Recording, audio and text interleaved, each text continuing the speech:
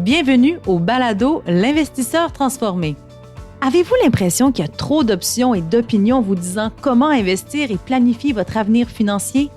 Grâce à son approche simple et directe, l'animateur Ruben Antoine de la firme Toulette Matthews et Associés vous guide à travers la complexité de l'industrie financière. Les sujets abordés dans ce balado vont transformer votre expérience d'investissement et augmenter vos chances de devenir libre financièrement pour toujours.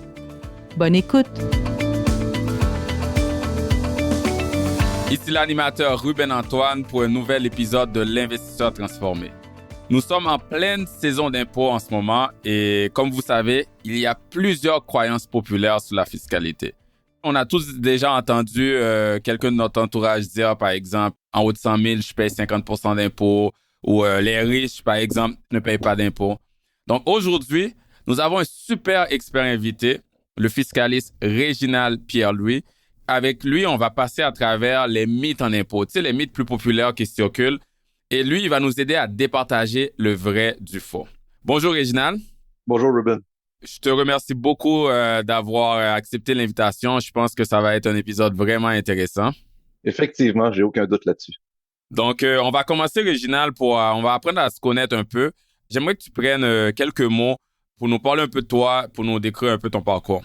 Avec plaisir. Donc, mon nom est Réginald Pierre-Louis. Je suis CPA de formation. J'ai une maîtrise en fiscalité. J'ai également un MBA. J'ai plus de 10 années en pratique dans divers champs d'expertise, que ce soit comptabilité, fiscalité ou conseil financier ou de gestion. Et présentement, je suis professeur au 2e cycle en fiscalité à l'ESG UQAM. OK. C'est un cheminement, un parcours quand même un peu varié. Si on remonte un peu dans le temps, peux-tu nous en dire un peu plus, juste pour que je comprenne un peu plus ton parcours, qu'est-ce que tu as accompli, etc. Donc, dans le fond, j'ai eu des opportunités en fiscalité relativement jeune. Si je retourne en arrière, dès mon cégep, je m'étais donné plusieurs objectifs de vie, si on veut, ou plutôt de jeune carrière.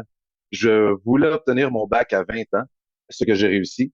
Avant 25 ans, je voulais obtenir mon titre de CA. Tout comme toi, ceci trahit mon âge, j'ai fait l'EFU. Dans le fond. Quand ça s'appelait CA avant, là, puis le fut l'examen des CA, ouais. Oui, j'ai fait l'EFU. Maintenant, on peut dire CPA. Donc, maintenant, le temps, j'ai obtenu mon titre de CA. En fait, je voulais, avant 25 ans, obtenir mon titre de CA, obtenir ma maîtrise en fiscalité et détenir un immeuble. Et à 24 ans, j'avais atteint tous mes objectifs. Ah, félicitations. Merci. Ensuite, j'ai travaillé pour de grands cabinets comptables pendant à peu près 10 ans. Je me suis rendu directeur principal en fiscalité canadienne dans un grand cabinet à Montréal. Puis, je suis parti à mon compte. J'ai travaillé avec des plus petits et des moyens cabinets, que ce soit autant comptable qu'avocat, toujours dans le domaine de la fiscalité. C'est là-dedans que j'excelle. Surtout, je suis spécialiste en réorganisation fiscale. Donc, tout ce qui est fusion, acquisition, vente d'entreprise, aller chercher sa fameuse déduction pour gain en capital, si on a le temps pour rentrer dans des mythes par rapport à ça, rémunération de l'actionnaire dirigeant, regroupement d'entreprises, séparation de divisions, donc quelqu'un qui a une société avec 2 divisions, qui veut mettre une division dans une autre société, mettre la société toute belle avant la vente, bref, tout ce qui touche les réorganisations fiscales. Depuis 2014, je suis également chargé de cours. J'ai été chargé de cours dans diverses universités, niveau bac et également pour la maîtrise en fiscalité. Depuis 2021, bien, j'ai fait le saut en enseignement. Je suis professeur à temps plein à l'ESG UQAM pour le 2e cycle en fiscalité, puisqu'on est en train de développer un programme de maîtrise en fiscalité également à l'ESG UQAM. Et je suis également conférencier et auteur pour l'Association de planification fiscale et financière, l'acronyme étant l'APFF. Et je donne également des cours à l'ordre des CPA, notamment la fiscalité de l'immobilier et quelques cours sur la conformité des sociétés. OK, wow, Réginald, en fait, ton expertise est un bon mariage entre le côté technique, avoir travaillé en fiscalité dans les grands cabinets, mais aussi, étant donné que tu es professeur, tu es aussi conférencier, tu donnes des cours, j'imagine aussi, je suis sûr que tu as le côté vulgarisation, donc je pense que tu es vraiment la bonne personne. On est chanceux de t'avoir sur le podcast aujourd'hui. Je vais plonger directement dans le vif du sujet. Comme on a dit plus tôt, on va aborder les vrais ou faux ou les nuances. Des fois, c'est pas vrai ou faux, c'est des nuances en fiscalité, mais les on-dit. Ce que le mon qui dit, ce que l'entrepreneur qui vient faire quelque chose chez nous dit, en tout cas, ce qu'on entend sur la fiscalité. Donc, je vais commencer avec un premier mythe où tu nous le diras si c'est un mythe ou non, là. Est-ce que tu es prêt? Toujours. OK. J'entends des fois des gens qui disent, écoute, j'ai aucun revenu cette année, Donc, j'ai pas besoin de produire une déclaration de revenus. Tu sais, à quoi ça sert? J'ai eu 0 de revenus. Qu'est-ce que tu nous dis là-dessus? C'est une excellente question et en fait, c'est un mythe. Il faut produire sa déclaration de revenus également. J'aime ta question parce que c'est un sujet qui est d'actualité. J'ai eu l'opportunité, dans le cadre de mon travail, de rencontrer Maître François Boileau, qui est l'Ombudsman du Canada et qui a un mandat, ça dans le fond, c'est des mandats, puis bref, tout ça pour dire que présentement, c'est lui qui est l'Ombudsman du Canada. Et lors de mes discussions avec lui, il me mentionnait que justement, une de ses préoccupations, et là, on parle à travers le Canada, donc ta question est excellente, c'est que les gens qui ont des fois des revenus plus faibles ont cette idée-là, cette pensée-là. J'ai pas besoin de faire ma déclaration de revenus parce que j'ai pas beaucoup de revenus, je ne paye pas d'impôts de toute façon. C'est erroné. Il faut quand même produire sa déclaration de revenus parce que ces gens-là laissent sur la table présentement des prestations fiscales auxquelles elles ont droit. Faire sa déclaration de revenus fera en sorte qu'il y aurait probablement des remboursements d'impôts ou des prestations fiscales si on a des revenus entre certains seuils. Donc, c'est faux. C'est un mythe. Il faudrait produire sa déclaration de revenus, même si on n'a pas beaucoup de revenus ou même si on n'en a pas, ne serait-ce que pour aller chercher son crédit de solidarité, son crédit de TPS, les prestations fiscales, même si on a un revenu de travail faible, je vais dire entre 5 et 20 000 dollars. Donc, pour au moins aller chercher la prestation, l'allocation pour le travailleur, je crois, pour le revenu de travail, je crois, au fédéral, la prime au travail au Québec, pour au moins être couvert par le bouclier fiscal. Donc, il faut produire sa déclaration de revenus, même quand nos revenus sont plus faibles. Puis là, tu as mentionné faible, mais on parle aussi quelqu'un qui aurait 0 de revenus. Il y a certains avantages fiscaux que cette personne-là peut se faire attribuer en produisant la déclaration de revenus, même quand il y a 0 de revenus. Définitivement. OK. Ne serait-ce que les crédits de TPS et solidarité. Et même quand on enlève l'impôt, je l'ai déjà vécu avec des personnes qui ont eu des situations des fois difficiles, puis ont 5, 6, 7, 8 ans d'accumuler. Après ça, ça devient compliqué. Parce que là, il peut arriver que le gouvernement va envoyer des fois des avis de cotisation arbitraires. Je l'ai déjà vu. Donc, Revenu Québec, par exemple, ça fait 2, 3, 4 ans que les déclarations n'ont pas été faites. Envoie un avis de cotisation en disant, vous nous devez 8 000 dollars. Là, la personne, je ne dois pas 8 000, j'ai jamais fait 8 000. Et la lettre, les gens ne lisent pas la lettre à part le chiffre. Donc, les gens ont peur. Mais ce que la lettre dit, c'est, si vous pensez que vous ne devez pas 8 000 dollars, faites vos déclarations de revenus. Ah, là, ils doivent revenir en arrière et faire toutes les déclarations de revenus. Et ça coûte plus cher.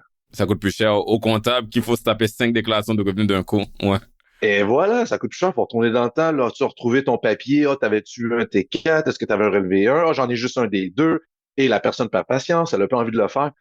Et je le rappelle parce que ça reste que c'est une question que même si les gens ont 30, 40, 50 ans, ils me posent quand même la question. La date limite, c'est le 30 avril? Oui, c'est le 30 avril, la date limite. Ouais, ça n'a pas changé. Ouais. Oui, sauf pour les travailleurs autonomes. Et ça, je fais allusion à une autre de tes capsules que tu avais avec une de tes collègues. Elle explique très bien les dates. Je fais référence à elle. Elle explique super bien c'est quoi les dates de production. Mais oui, ça s'en vient. C'est très bientôt. OK. Donc, ça, c'est clair. OK. Deuxième mythe, quand les gens se disent, écoute, je pense pas que je suis un conjoint de fait pour fin fiscal, là. Mettons, j'ai une blonde, j'ai un chum, mais on n'habite pas à la même adresse ou on a gardé 2 adresses différentes. Donc, même si ça fait plus d'1 an, là, on n'est pas conjoint de fait pour fin fiscal. Donc, qu'est-ce que tu penses de ça? On n'a pas à faire notre déclaration d'impôt ensemble, par exemple. Est-ce que tu me permets de te renvoyer la question? C'est-à-dire, je précise ma pensée, de te demander, selon toi, qu'est-ce qu'un conjoint de fait Moi, je dirais, il y a différentes définitions. au niveau fiscal? OK, au niveau fiscal, parce que, tu sais, moi, j'allais, merci, ça allait long, là. Au niveau fiscal, je pense que c'est, si je me rappelle bien mes cours, parce que là, tu me renvoies dans mes cours de fiscalité au HEC, il y a certains critères pour voir s'il y a un lien marital, puis il faut qu'il soit dans cette situation-là depuis plus d'1 an. T'es proche, t'es proche. Je t'aurais donné, si t'étais un de mes étudiants, J'aurais pas coulé mon cours? non, t'aurais pas eu 100%. Mais t'aurais eu des points. OK, allez, éclaire-moi. Il y a un mot que je changerais dans qu'est-ce que t'as dit. Relation maritale, ce n'est pas la relation maritale qui compte. C'est la relation conjugale.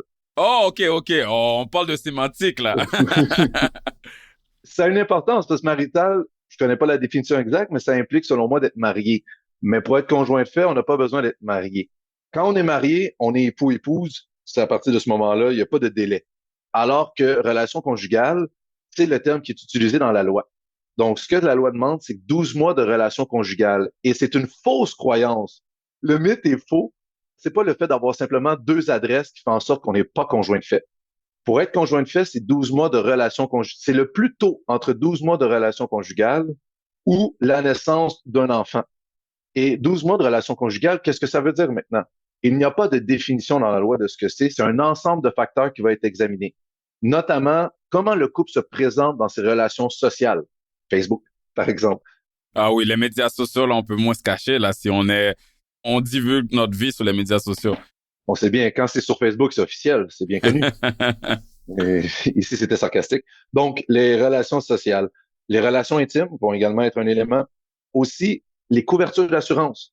Je sais pas pour toi, Ruben, ou pour moi. Moi, je ne sais jamais arrivé qu'un ou une de mes amis me dit, écoute, Reggie, t'es un bon ami, je vais payer une assurance pour toi. C'est jamais arrivé. Donc, les couvertures d'assurance, ça va être quelque chose qui va être examiné. Les adresses vont également être un autre élément qui va être examiné, mais ce n'est pas déterminant en soi. Donc, on peut avoir deux adresses distinctes. Le meilleur exemple, c'est des couples mariés qui sont à distance ou même des couples pas mariés qui vivent à distance. Ou même, on peut être à la même adresse et être séparés le temps que quelqu'un d'autre se trouve à un autre endroit. On sait qu'en ce moment, il y a une pénurie, etc.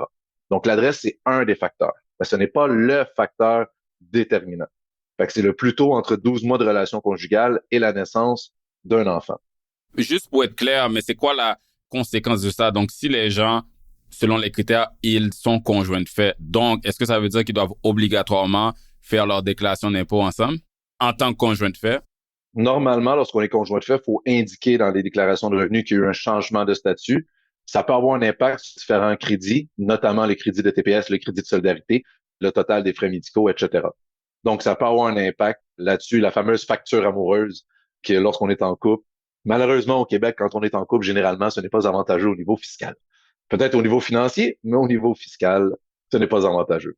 On continue avec nos croyances populaires et celle-là, Réginald, je l'aime parce que dans le temps, quand j'ai commencé ma carrière, quand je faisais des impôts, je l'entendais souvent.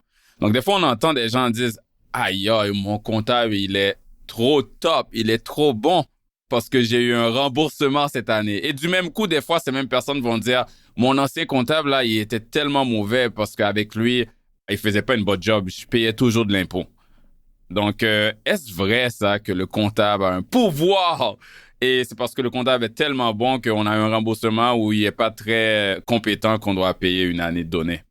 Écoute, totalement vrai. Définitivement, tu te rappelles, quand on devient CPA, on soit la bénédiction du gouvernement pour décider à notre jugement qui paye de l'impôt et qui n'en paye pas lors de notre assermentation. Donc, ceci est totalement vrai. On peut passer à la prochaine. Euh, Blague à part, non, c'est totalement faux. Généralement, ce n'est pas à cause du comptable que la personne va payer ou non de l'impôt en fin d'année. En fait, le calcul de l'impôt, c'est une question de droit. Donc, le calcul de l'impôt se fait en fonction de la loi et ensuite la jurisprudence et on peut se référer aux positions administratives. Donc, on calcule notre impôt en fonction de la loi. Je vais donner un exemple chiffré, c'est plus facile à comprendre. J'ai un revenu de 100 dollars. Selon la loi, je dois payer 20 dollars d'impôt à la fin de l'année. Mon employeur va retenir de l'impôt sur ma paye. Donc, il va retenir, par exemple, à chaque paye et à la fin de l'année, en fonction de ce qu'il a retenu, eh bien, si, exemple, j'avais 20 dollars à payer et il a retenu 25 dollars, je vais me faire rembourser 5 dollars. Oui, on avait trop payé en fait. On a trop payé. À contrario, quand et si jamais mon employeur a retenu 15 dollars et que je devais payer 20 dollars, eh bien, je vais devoir payer 5 dollars. Mais ce n'est pas le comptable qui va décider si tu payes ou non. C'est vraiment, c'est tes circonstances qui font en sorte que, c'est ça, qu'est-ce que tu as comme situation? Même que quelqu'un pourrait dire que avoir un remboursement, c'est pas nécessairement bon dans le sens que, puis là, je sais qu'il y en a qui doivent sourciller, qui doivent être comme de quoi qu'il parle, lui. Parce qu'en fait, trop payer pendant plusieurs années, c'est mettre de l'argent dans les coffres de l'État qui nous appartient, qui gagne zéro intérêt. Donc, c'est sûr que c'est le fun là, du côté cash flow émotionnel, de voir, oh my God, j'ai eu un remboursement. Mais essayer de, peut-être pas payer, mais d'avoir le plus juste possible, là, pas un trop gros remboursement. Si on reçoit un remboursement de 15 000 chaque année, là, c'est parce qu'il y a 15 000 chaque année qui fait aucun intérêt, aucun revenu de placement. Le gouvernement fait juste nous remettre. Donc, à la longue, sur plusieurs années, là, on est perdant. Donc, il faut juste avoir ça, comme penser à ça là, pour les gens qui ont des méga remboursements chaque année. Définitivement, c'est un excellent point que tu amènes là, l'aspect psychologique. Et c'est voulu. Faut jamais oublier que notre système fiscal est basé sur l'auto-cotisation. Donc, c'est nous qui déclarons nos revenus et ensuite on est vérifié. Maintenant, est-ce que c'est un bon système? Est-ce que le gouvernement pourrait lui-même faire nos déclarations et nous, on vérifie, etc.? Là, on rentre dans la politique fiscale et dans les lignes de pensée, etc., les philosophies de la fiscalité. Et oui, il y en a. Mais en ce moment, notre système, c'est un système d'autocotisation. Et le fait que le contribuable puisse potentiellement obtenir un remboursement, c'est voulu. C'est pour justement inciter le contribuable à produire sa déclaration de revenus en fin d'année. Et d'où, quand on parlait tantôt, les personnes qui ont des faibles revenus, mais un des objectifs, c'est justement de dire, ben écoute, tu vas peut-être avoir un remboursement, fais ta déclaration de revenus pour au moins aller chercher l'argent qu'on va te donner pour mieux vivre. Donc, c'est sûr, la fiscalité sert notamment à influencer le comportement des contribuables.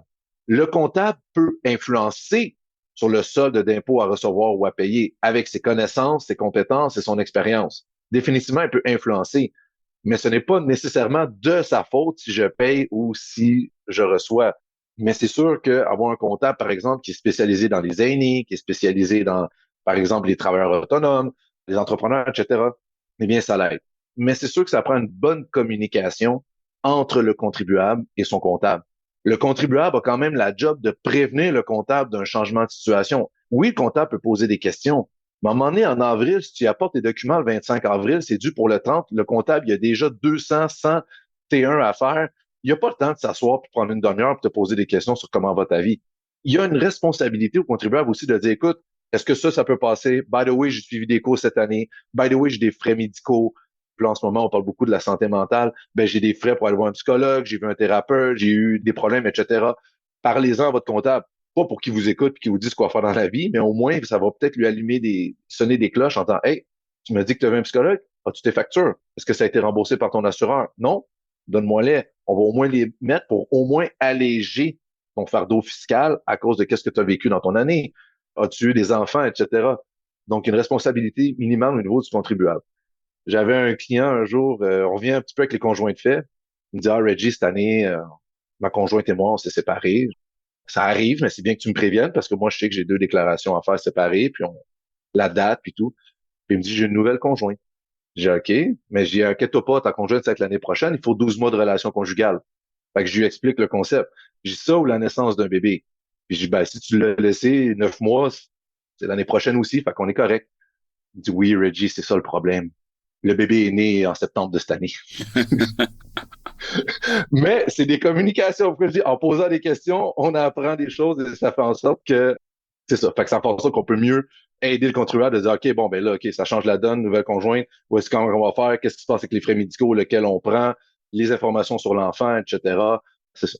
Ce que je remarque des fois par expérience, c'est que, comme tu as exprimé, Réginald, le comptable, il n'y a pas toujours, surtout quand on est proche de la date limite, il n'y a pas toujours le temps de s'asseoir avec chaque personne et leur poser des questions. Du côté des contribuables, des fois, tu sais, il y a une raison pourquoi on fait ce podcast-là, c'est pour de l'éducation financière, fiscale, etc.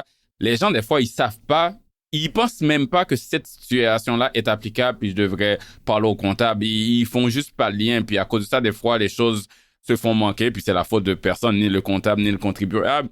Donc, je pense que j'ai vu plusieurs comptables qui développent des outils pour essayer de pallier ce problème-là. Des fois, c'est comme, il y a des formulaires à remplir au début, qu'il y a diverses situations où chaque année, le client doit dire oui, non, oui, non. Avez-vous eu un enfant? Oui, non, non, non. Avez-vous vendu votre maison? Puis je pense que ça aide. Ça aide au moins à ajouter de l'efficacité on peut pas nécessairement mitiger toutes les manques qu'il peut avoir ou les erreurs parce qu'on n'était pas au courant, mais au moins, ça vient au moins diminuer le risque de manquer des affaires. Définitivement. La plupart des comptables vont avoir un formulaire à remplir et ça vient au contribuable de au moins répondre à ce formulaire avec diligence et de l'informer. Parce que de même, je ne veux pas mettre toute la responsabilité sur le contribuable. Le comptable a également un travail à faire de poser des questions minimales. Exact, exact. OK, on continue avec un autre très populaire quand les gens lancent autour d'eux en haut de 100 000 ou n'importe quel salaire, là, en haut de 120 000, 130 000. Souvent, ça se situe à 100 000 et plus. Là, on entend les gens dire « Oh, de toute façon, ici, on paye 50% d'impôts en haut de ces salaires-là. » Dis-moi, Réginald, est-ce qu'on paye 50% d'impôts quand on gagne 100 000 et plus? La réponse, c'est faux. Encore une fois, un mythe. C'est quoi, c'est débat? Je ne me rappelle plus le terme exact. Démystifier, ouais. Déboulonner ces mythes-là, ouais. Briser ces mythes-là. Oui. À 100 000 on ne paye pas 50% d'impôts. le taux pour 100 000 en impôts. Et ici, je parle d'impôts. On va rentrer tantôt dans les différents types d'impôts. Mais l'impôt sur le revenu, ce qu'on fait, notre déclaration de revenus à la fin d'année, on ne paye pas 50 À 100 000, on paye entre 25 et 35 généralement, et là, je parle d'un salaire. Donc, dividende, c'est différent. Fait que le taux va être entre 25 et 35 000. Et là, on parle du taux effectif. Donc, vraiment, l'impôt divisé par le revenu. Il faut se rappeler qu'au Canada, l'impôt est progressif. Au Canada et au Québec, dans chaque province, c'est progressif. Donc, c'est par palier. Mais le taux d'impôt s'applique à chaque tranche du palier. Donc, ce n'est pas que lorsque j'atteins un seuil, tout mon revenu est maintenant imposable à ce nouveau taux-là. C'est simplement cette tranche de revenu-là. Je vais donner un exemple. Les premiers 46 000, et là, j'exclus le crédit de base, les premiers 46 000 sont imposables au fédéral avec l'abattement à 12,525 et 15 au Québec. Ensuite, de 46 000 à 50 000, le taux augmente un petit peu. Et ensuite, de 50 000 à 92 000, on est rendu à grosso modo 17 au fédéral et 20 au Québec, donc 37 combiné, et etc. Pour chaque tranche de revenu, on augmente. Mais c'est uniquement ma tranche de revenu qui est ce taux-là. Je vais simplifier. Disons que jusqu'à 45 000, je paye 15 Je prends des taux fictifs, ce ne sont pas les taux réels. De 45 à 90, je vais payer 25 De 90 à 135, je vais payer 35 Ce n'est pas qu'elle est rendue à 135, je paye 35 sur tout. Non, non, non. À 135, je paye 35 entre 90 et 135. Et ensuite, de 0 à 45, j'ai payé mon 15 et de 45 à 90, j'ai payé mon 25 Donc, c'est par tranche. En d'autres mots, là, si je fais 200 000 par année, puis mon premier 50 000 dans mon 200 000 est imposé à un certain taux, la personne à côté de moi qui fait juste 50 000, mon premier 50 000 et son 50 000 vont être imposés au même taux. Oui, parce que c'est progressif. C'est un super bel exemple que tu viens de dire là, Ruben. Je suis d'accord avec toi, c'est ça. Mais ce que les gens ne comprennent pas tout le temps, c'est qu'ils considèrent les autres impôts dans l'impôt sur le revenu. Faut pas oublier que sur notre T4, il n'y a pas juste l'impôt qu'on voit, il y a les déductions à la source. On parle notamment RRQ, Régie des rentes du Québec, l'assurance emploi, la RQAP. Ça, c'est de base. Il les a sur pratiquement toutes les payes, sauf quelques très rares exceptions. Ces éléments-là, ce sont des charges sociales. Oui, c'est un divers type d'impôt, mais généralement, ces montants-là, on va les revoir dans notre vie à un moment ou à un autre. L'assurance emploi, si on perd son travail, on va être payé par l'assurance emploi. Donc, les cotisations vont nous revenir, façon de parler. Ensuite, la Régie des rentes du Québec, à notre retraite, on va recevoir la RRQ. Donc, c'est comme un REER, si on veut déguiser, qu'on est obligé de payer. La RQAP, si on a des enfants, lorsqu'on a un congé parental, on va se le faire payer. On peut toujours dire, oui, mais moi, à ma retraite, je vais m'arranger, je voudrais avoir cet argent-là. Ou, j'ai pas d'enfants ou j'en ai déjà eu, je suis encore obligé de payer. C'est un choix de société. On a dit que tout le monde mettait de l'argent dans le pot pour ceux qui voulaient avoir des enfants. De la même manière que quelqu'un qui me dit, oui, mais j'en ai plus d'enfants, pourquoi je paye encore? Ouais, mais oublie pas que quand tu as eu tes enfants, tu as été payé, puis il y en a d'autres qui avaient déjà eu, qui ont aussi payé pour, puis tu en as bénéficié, tu étais heureux à ce moment-là ou heureuse. Donc, c'est ça. Fait qu'il y a les DAS, il y a les taxes à la consommation. Et là, ça, c'est plus utilisateur-payeur. Quand je vais m'acheter la taxe de luxe, peut indirectement rentrer là-dedans. Donc, ça, c'est quand je vais aller acheter certains éléments et je vais payer des taxes. Mais la taxe à la consommation ne s'applique pas sur tout. Donc, je vais acheter un sac de chips ou des chocolats, je vais payer la taxe à la consommation. J'achète des fruits ou légumes, il n'y a pas de taxe à la consommation. Donc, ça vient encore là influencer le comportement du contribuable. On dit, tu veux un produit qui est X, Y, Z, mais ce produit-là va avoir une taxe. Tel autre produit, nous, on ne le met pas, puis c'est des choix. Les frais médicaux ne sont pas généralement taxables lorsque c'est avec prescription, etc. Puis lorsqu'on met tout ça ensemble, là, c'est sûr que c'est plus la même game, si tu me permets l'anglicisme. Parce que là, c'est plus juste l'impôt sur le revenu. Mais ici, quand on parle uniquement d'impôt sur le revenu, à 100 000, on ne paye pas 50 on paye entre 25 et 35 Parfait, c'est très clair. Une autre croyance que, je sais pas si je peux dire c'est populaire, mais moi, personnellement, je l'ai entendu une couple de fois dans mon passé. C'est quand les gens, tu sais, des fois, ils se font offrir une augmentation de salaire ou ils négocient une augmentation de salaire. Puis des fois, j'ai déjà entendu des gens dire, bah, je vais la prendre, l'augmentation de salaire, là, mais ça sert à rien parce que tout le salaire, là, la portion que je vais avoir en plus, c'est inutile parce que l'impôt en plus que je vais payer va complètement effacer mon augmentation. Donc, c'est complètement inutile. Mon employeur, il fait comme s'il est généreux, mais moi, dans mon cash flow, ça va rien changer. Est-ce que c'est vrai, Réginald, que l'impôt qu'on va payer peut effacer sur la portion excédentaire de notre augmentation, là, peut effacer cette dite augmentation de salaire? Donc, il faudrait quasiment refuser cette augmentation de salaire. C'est faux, mais je vais apporter une nuance. Le taux d'imposition au Québec, maximum, est de 53,31 %. Donc, il n'est pas supérieur à 100 %. Fait qu'en faisant $1 de plus, c'est impossible d'avoir de l'impôt qui arrive à 1 pièce ou à 1 pièce et 5 et que finalement, tu te retrouves à payer plus d'impôts que si tu n'avais rien eu. Parce que l'impôt est un pourcentage de revenus donnés. Et voilà. On parle toujours de l'impôt sur le revenu. C'est sûr que là, quelqu'un qui me dit oui, mais rajoute les taxes à consommation, la taxe sur l'essence, la taxe sur ci. Non. La taxe sur les produits de tabac, on peut aller. C'est ça. On parle de l'impôt sur le revenu. Ouais. Donc non, ce n'est pas une augmentation de salaire, vaut toujours la peine au niveau de l'impôt sur le revenu parce que le taux maximum, c'est 53. Et encore là, 53,31 %, c'est pour les revenus supérieurs à 222 000. Fait que quelqu'un qui passe de 50 000 à 60 000, on parle pas de 53 % d'impôt. Qu'est-ce qui va arriver, par contre, lorsqu'on a un boni, par exemple? Je l'ai déjà vu, je l'ai déjà vécu en pratique, j'ai déjà eu cette déception de regarder un boni et de dire, ouais, finalement, c'est pas tellement hot comme je pensais. Qu'est-ce qui va arriver? Il y a certains employeurs qui vont, dans le fond, on a les déductions à la source qui sont prises périodiquement à chaque paye. Et lorsqu'on atteint les déductions à la source, il y a un revenu maximal. Je m'en souviens pas par cœur, mais je crois que la RRQ, c'est autour de 78 000 77 000 $. Après ça, il n'y a plus de RRQ. D'où pourquoi certaines personnes, rendues à un certain moment de l'année, ils ont tout payé leur RRQ et leur paye augmente. Leur paye net, ouais. Leur paye net augmente. Qu'est-ce qui arrive des fois, c'est quand il y a un boni, un employeur va en profiter pour payer les DAS plus rapidement. Ça fait en sorte que sur le boni, il y a beaucoup plus de retenues qui ont été faites au niveau des DAS et au niveau même de l'impôt. On se dit, je vais en profiter, je vais prendre un gros bunch de retenues d'impôt. Comme ça, à la fin de l'année, ben, tu risques d'avoir un plus gros remboursement.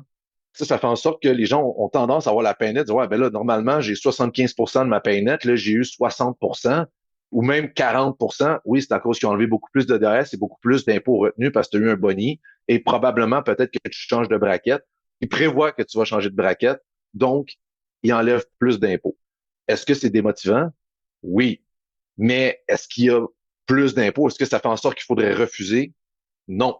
C'est tout simplement que, comme je dis, c'est un choix encore là de l'employeur. Même j'ai vu des employeurs qui envoyaient des formulaires. Vous allez recevoir un boni, vous avez le choix. On peut soit l'envoyer au REER si vous avez assez d'espace, envoyez-nous votre avis de cotisation. On peut enlever plus de DAS et plus de retenue. On peut garder ça régulier. Qu'est-ce que vous préférez? Puis là, l'employé doit cocher et retourner à l'employeur. Je vais en glisser un mot, je ne vais pas trop m'attarder là-dessus. Il y a ce qu'on appelle l'impôt implicite ou le taux effectif marginal d'imposition. Exemple, quelqu'un qui a un revenu plus faible. Je retourne dans les 10 à 20 000 $ à peu près. Il y a des prestations fiscales qui sont données. On en a parlé au début, le bouclier fiscal, la prime au travail, l'allocation pour le revenu de travail. Mais ces allocations-là, ces prestations-là, varient en fonction du revenu à peu près entre 10 et 20 000 $. Donc oui, ça peut arriver que le taux effectif marginal d'imposition, donc pas le taux d'impôt, le taux effectif marginal d'imposition va être supérieur à 50 %. Pourquoi? Parce que là, ce qu'on vient calculer avec ça, c'est qu'on vient dire, OK, on va rentrer dans ton impôt la perte de tes prestations fiscales, l'augmentation de tes charges sociales et l'augmentation de ton impôt sur le revenu. Fait que ça fait en sorte qu'on peut arriver à un taux supérieur à 50 %. Mais c'est des cas quand même très précis. On parle de personnes qui ont des revenus plus faibles et vraiment qui oscillent. Quelqu'un qui passe, par exemple, de 20, puis là, je donne des chiffres approximatifs, là, mais on va dire de 18 000 à 23 000. Donc là, il va perdre ses prestations. Puis l'augmentation de revenus de plus, donc il y a 5 000 $ de plus, mais il va peut-être perdre 3 4 000 de prestations. Mais c'est pas de l'impôt qu'il paye en plus, c'est que c'est des prestations qu'il n'aura pas le droit parce qu'il a plus travaillé. C'est là que on pourrait dire que c'est vrai, là, si je dis ça comme ça, c'est que pour certaines personnes, comme tu dis, quand je pense, par exemple, les gens qui ont des enfants, qui ont des bas revenus, ils ont plusieurs avantages fiscaux, dont les allocations familiales, les allocations pour enfants. Donc, je pense que ça pourrait, pour certaines personnes, comme tu dis, si on fait le calcul, peut-être une augmentation de salaire les fait perdre plus au niveau d'avantages fiscaux ou d'avantages donnés par le gouvernement.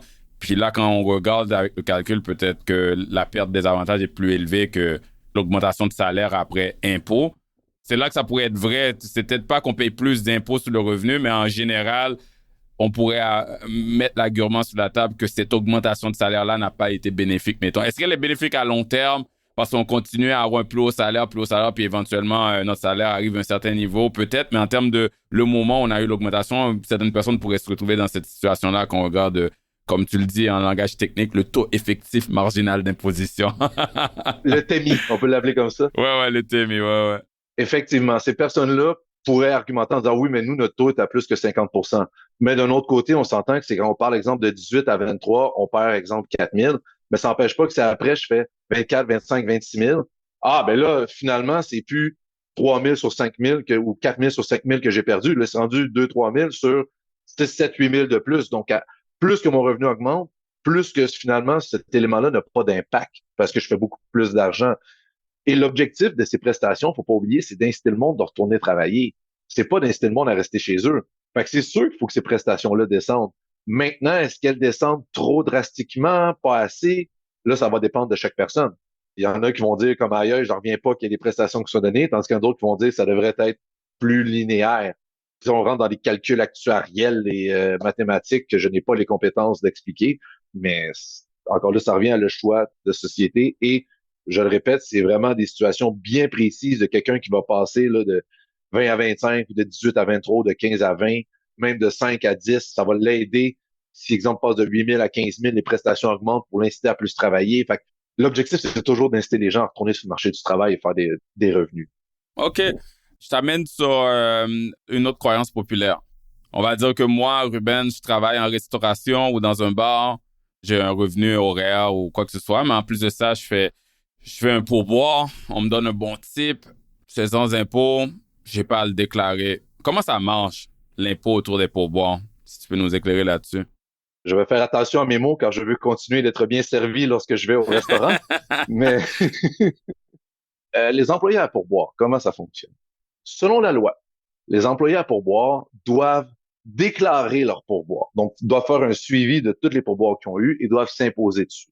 J'ai travaillé en restauration, j'ai été dans les bars. Je n'ai jamais vu de mes yeux je vais dire une fois peut-être au cas où que, bon, dans une soirée un peu trop arrosée, quelqu'un me l'a dit, je m'en rappelle plus. Mais sinon, je n'ai jamais entendu un employé à pourboire me dire, je fais un suivi de tous mes pourboires et je m'impose dessus. Never happened. Mais c'est normalement ce qu'il doit faire. Donc, pour pallier à ça, l'employeur a une obligation, puis on peut voir sur Revenu Québec, taper employé à pourboire sur Revenu Québec, vous allez voir, les informations sont là, a une obligation de mettre sur le feuillet le relevé 1 de l'employé à pourboire. Et encore là, l'employé à pourboire, ça exclut des livreurs, ça exclut plusieurs personnes. Fait qu'on va y aller avec ceux qui sont vraiment à pourboire et qui doivent faire ça. Donc, allez voir la liste. Ce n'est pas tous les employés à pourboire qui ont à faire ça. Donc, l'employeur doit ajouter sur le feuillet fiscal, le relevé 1, un maximum de 8% fois les ventes de l'employé avant taxe, moins les pourboires que l'employé dit qu'il va déclarer. Fait que si l'employé dit, hey, moi, je vais déclarer mes pourboires, donc mêlez pas. Encore là, je simplifie au maximum. Le but n'est pas de rentrer dans une analyse technique du crédit pour pourboire et de l'ajout au revenu pour pourboire, mais c'est un 8% avant les taxes des ventes de l'employé.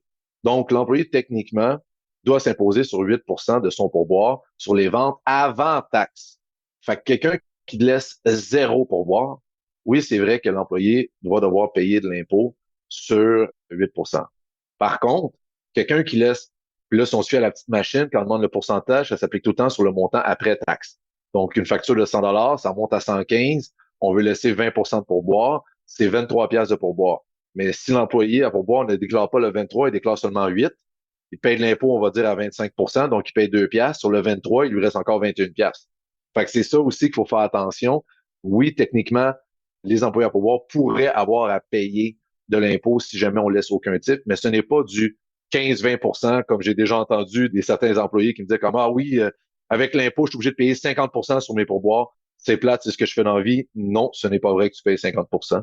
À moins d'avoir 200 quelques mille de revenus avec les pourboires, parce que là, oui, effectivement, c'est vrai que l'excédent soit payé 50%.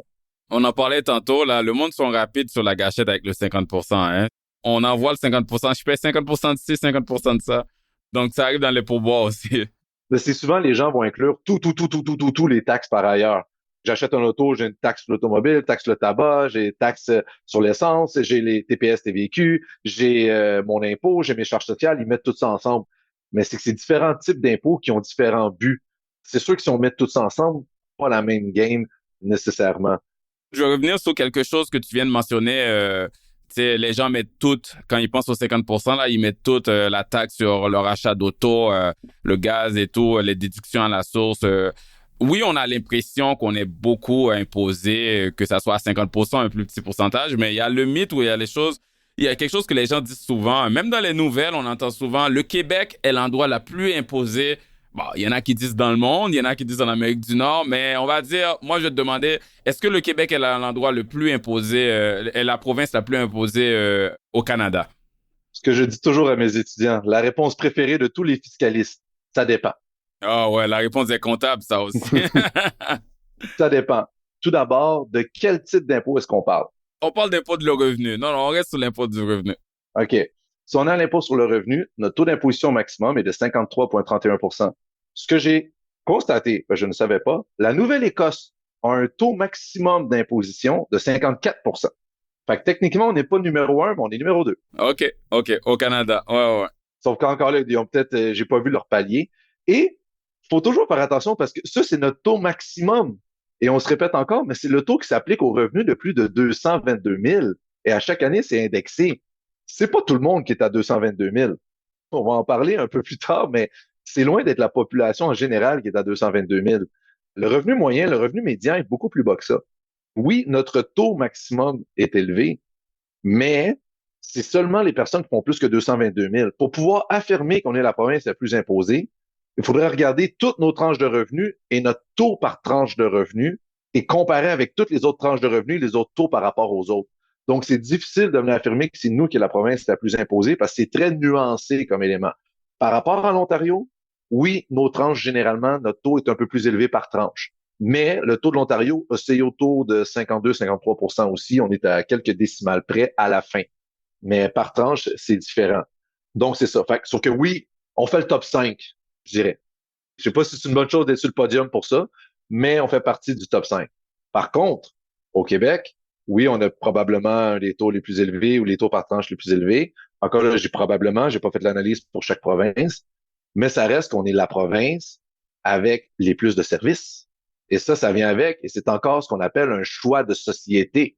On a fait un choix de payer plus d'impôts et d'avoir plus de services, ne serait-ce que la RAMQ, les frais de scolarité bas, les frais de garde bas, ceux qui sont subventionnés. Il y a beaucoup de programmes d'aide aux plus démunis. C'est pas la même game qu'ailleurs. Peut-être qu'ailleurs, il va y avoir moins d'impôts, mais tu vas devoir avoir un régime privé d'assurance médicaments qui va te coûter beaucoup plus cher que la RAMQ. Les frais de garde, ça va être le vrai prix. Ceux qui paient le vrai prix savent que c'est extrêmement plus cher que des garderies subventionnées. Donc, c'est vraiment différent. Et d'ailleurs, à ce niveau-là, il y avait un excellent texte qui était sorti dans la presse il y a 2 mois à peu près, qui parlait des familles québécoises bien gâtées par l'État grâce au crédit d'impôt et des allocations du Québec et d'Ottawa. Et que ça disait que certaines familles qui sont dans la tranche moyenne, si on veut, de revenus, qui étaient dans excusez-moi l'expression, le sweet spot, pouvaient quand même obtenir sur les 18 premières années de l'enfant plus de 200 000 en différentes allocations, crédits, etc. Fait que c'est énorme. Il n'y a pas beaucoup de provinces qui peuvent se vanter de donner ça. Mais dernière chose que je dirais en terminant, c'est oui, il y en a, j'entends déjà les gens commencer à crier hey, hey, hey, RAMQ, t'as-tu été à l'hôpital récemment? T'as-tu regardé nos routes récemment? T'as-tu essayé de trouver une place en garderie pour ton enfant récemment? Ouais, ouais. C'est ça. Écoutez, là maintenant, pour ce qui est de la qualité, la pertinence et la gestion des services, c'est un autre débat. Exact. Non, non, j'aime ce que tu viens de mentionner parce que j'écoute souvent le podcast de Pierre-Yves McSween, puis il dit des fois que le Québec, c'est le paradis fiscal des familles. Paradis fiscal, qu'on entend ça, on pense aux îles où il n'y a pas de fiscalité, mais en fait, son point, c'est que il y a beaucoup d'avantages au Québec. Est-ce que c'est bien géré? Là, après, comme tu viens de dire, c'est subjectif, c'est une question d'opinion. Mais on peut juste comparer certaines choses. Tu sais, il y a eu dans les dernières années qu'on parlait que les autres provinces veulent mettre en place un système de garderie alors que le Québec en a abordable, alors que le Québec en a déjà un. Je suis complètement d'accord avec toi. Là, même le RÉE, là, le régime d'éducation des enfants, il y a la subvention fédérale, mais le Québec donne un autre 10%. Donc, à la fin, payer beaucoup d'impôts, ça va dans d'autres services que certaines provinces n'ont pas. Puis après, c'est une question d'opinion. Est-ce qu'on devrait avoir ça ou ça? Il y a beaucoup aussi parce que tu as beaucoup de gens qui vont, là, on vient à la droite et à la gauche, puis on lancera pas le débat là-dessus, mais est-ce qu'on devrait être plus utilisateur-payeur ou on regarde plus le bien commun d'autrui et qu'on met tout dans un pot et on partage? Et ça, c'est deux visions qui vont s'affronter à vitam aeternam. Ceux qui n'ont pas besoin des services ou qui ont les moyens d'avoir des services privés vont dire, ben, ça me tente pas de payer pour tout le monde. Tandis que ceux qui ont pas les moyens disent non, non, toi, tu as plein d'argent, tu devrais mettre dans le pot parce que c'est grâce à tout le monde que tu as eu tout cet argent-là. Donc, c'est quelque chose qui finira jamais. Puis encore là, tu sais, oui, on chiale beaucoup sur nos, puis je suis le premier à chialer sur nos routes quand j'ai un flat ou quoi que ce soit, ou même quand les rares fois que je me rends à l'urgence parce qu'on préfère quasiment rester chez nous qu'aller à l'urgence. Mais n'importe qui a déjà été à l'urgence avec, pardonnez-moi le terme, un vrai problème, c'est pas du tout la même game. Moi, j'ai connu, près de moi, j'ai eu des amis qui ont eu des problèmes avec leur enfant, des opérations extrêmement, Urgent, non? une Ouais. opération au Ouais. cerveau, oui, une opération au cerveau de 50 heures, un bébé naissant avec des problèmes de respiration. Laisse-moi dire, ils n'ont pas attendu 12 heures à l'urgence, là. Ouais. Ouais. On avait le meilleur spécialiste. À l'entour de la table, il y avait le spécialiste du Québec pour la cardiologie infantile, le spécialiste du Québec pour les poumons, le spécialiste du Québec pour le cerveau, le spécialiste du Québec faisait la chirurgie, que si ça avait été aux États-Unis, c'est plate, mais peut-être que leur enfant n'aurait même pas survécu. C'est un bon point. C'est un bon point parce que on parle souvent de manquement, mais de temps en temps, entendre des témoignages comme ça, il faut se le dire, il faut apprécier aussi ce qu'on a là. Pas pour dire que ça peut pas s'améliorer, c'est sûr, mais c'est un bon témoignage ce que tu viens de dire définitivement. On a souvent, je me souviens, quand j'étais en pratique, on avait un associé qui parlait de son client qui chialait tout le temps contre l'impôt qu'il a payé. Puis il avait fait un voyage philanthropique dans un autre continent où c'est plus difficile. Puis en revenant, l'associé fait ses rapports d'impôt, lui dit sa facture d'impôt, il s'attend à ce qu'il chiale encore pour devoir lui expliquer. Il signe, il dit rien. Cette année, t'as rien à dire?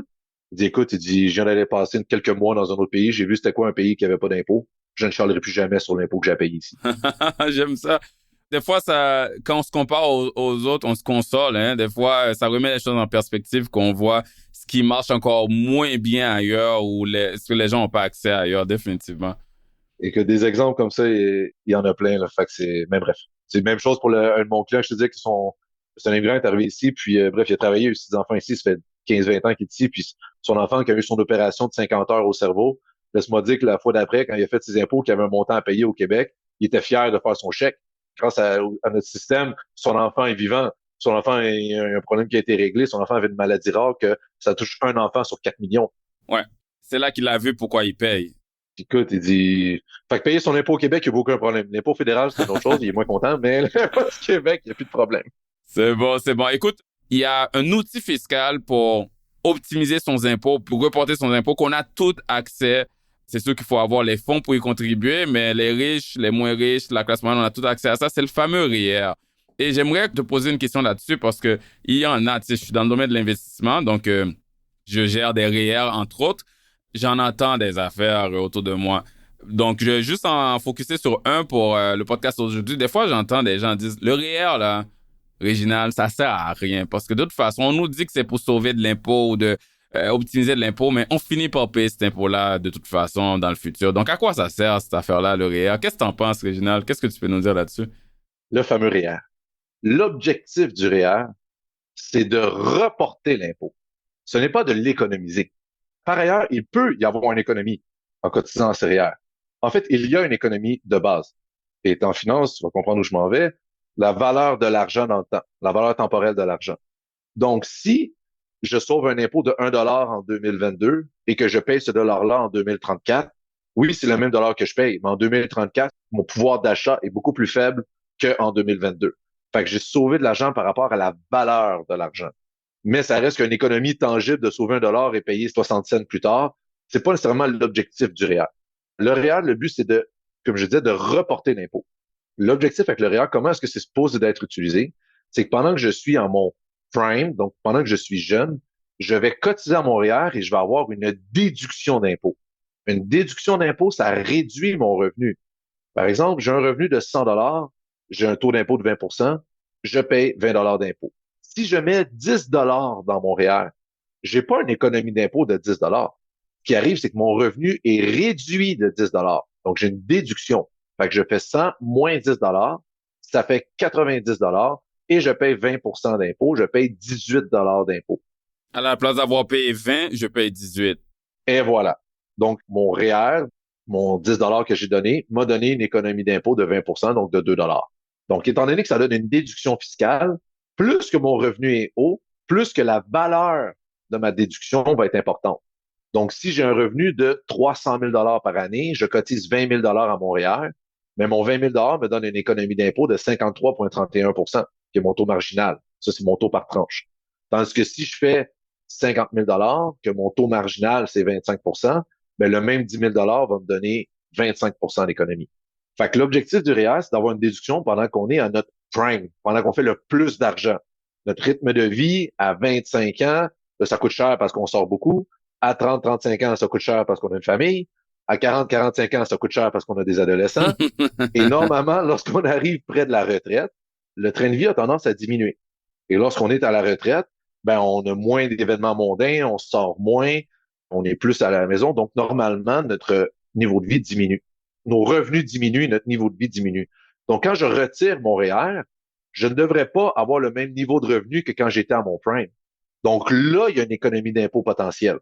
Dans le fond, le 2 $ qu'on a économisé quand on était plus jeune, si après qu'on retire le REER, on doit payer 1 $, ben là, on vient de faire une économie. On vient d'en faire deux. Une économie financière, une économie de la valeur temporelle de l'argent. Exemple que justement, pendant mon prime, je fais 100 je suis imposé à 20 j'ai cotisé 10 000, j'ai sauvé 2 À ma retraite, je fais plus 100 je fais 60 Et là, mon taux d'impôt, c'est 15 Fait que je retire mon REER, j'ai fait 60 et là, mon même 10 000, ben, mon même dollar, je paye 15 d'impôt. Oh, là, c'est intéressant. Parce que sur mon dollar, je vais payer 15 sous, alors qu'au début, j'ai économisé 20 sous. 15 20 Fait que là, j'ai une économie. C'est à ça que ça sert le REER et c'est comme ça que ça doit être utilisé. Et aussi, qu'est-ce qui est intéressant avec le REER, c'est que ça augmente notre capacité d'investissement vu que c'est à l'abri de l'impôt. Fait que le 10 000 que je mets dans le REER, ça fait des petits, ça fait des petits.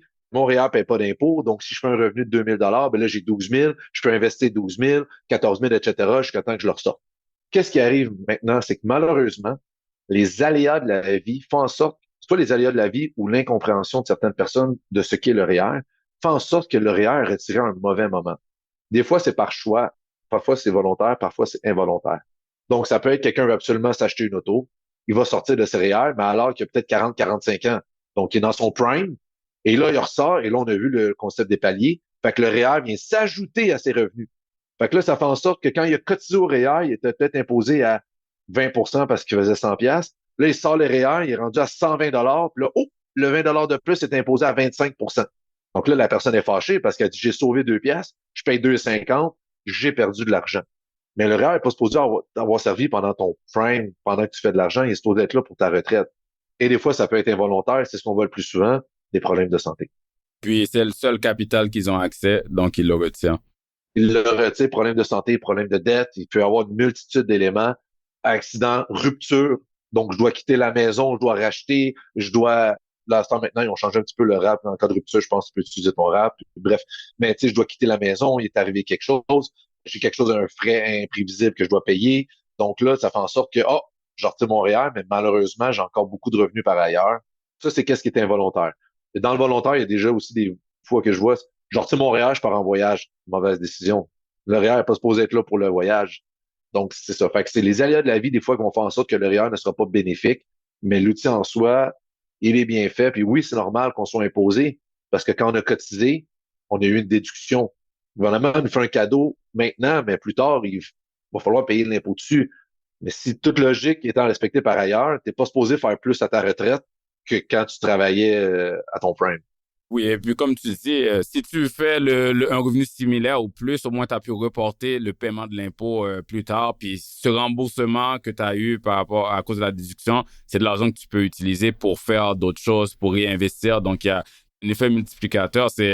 En fait, c'est comme avoir un prêt du gouvernement parce que c'est de l'argent du gouvernement qu'il nous rembourse en ce moment pour le repayer plus tard, mais on a un prêt sans intérêt du gouvernement pour peut-être faire d'autres investissements. Donc, il y a définitivement une valeur, surtout, comme tu as dit, pour les gens à haut revenu. Donc, il faut arrêter de voir ça comme inutile, le REER.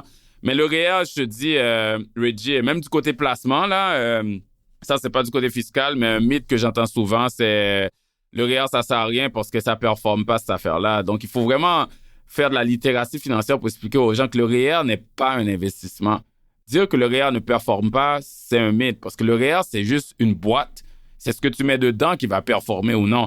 Donc, si tu as un REER, c'est comme il dit Pierre Smithson, c'est un plat Tupperware. Si tu mets juste du spaghette dedans, c'est sûr que ça va pas goûter la même chose que si tu mets, mettons, des chips dedans. Là, donc, quand ça performe pas, c'est parce que vous avez juste mis de l'argent comptant ou des placements qui ont mal fait ou des CPG, mais dans le temps que les taux d'intérêt étaient bas. Donc, mettre quelque chose de plus performant à long terme va faire que le REER, l'investissement va performer. Le REER n'a aucun rapport avec ça. Donc, vraiment attention, il faut faire attention à ça aussi. Écoute, Réginald, c'était vraiment intéressant tout ce que tu as partagé avec nous. Merci beaucoup de nous avoir aidé à briser toutes les fausses idées en fiscalité, démystifier toutes ces croyances populaires-là. Je suis sûr qu'il y en a beaucoup d'autres qui circulent, beaucoup d'autres qu'on pourrait couvrir.